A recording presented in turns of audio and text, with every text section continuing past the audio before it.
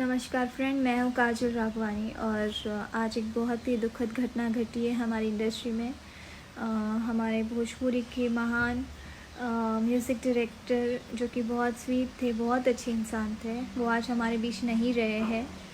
और धनंजय मिश्रा जी, आप जहाँ कहीं भी हो, आपकी आत्मा को शांति मिले, बस यही कामना करती हूँ।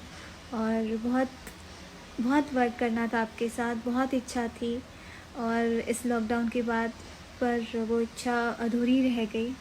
बट कोई बात नहीं, आपका आशीर्वाद हमेशा हमारे साथ रहेगा।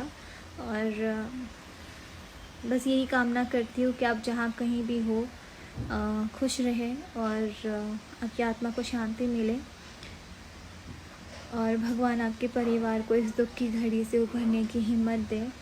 हम उनके साथ हैं और बस कोई शब्द नहीं है, बस यही कहूँगी, अच्छे लोग बहुत जल्दी चले जाते हैं। तो फ्रेंड्स, आज हम लाइव नहीं आ पाएंगे बिकॉज़ कुछ दिन हम लाइव नहीं आ पाएंगे एक्चुअली, क्योंकि हर रोज़ सैड न्यूज़ ही हम सुन रहे हैं, तो अब हम खुद ही खुश नहीं रह पा रहे। सो हम लाइव नहीं आ पाएंगे आज, उसके लिए सॉरी।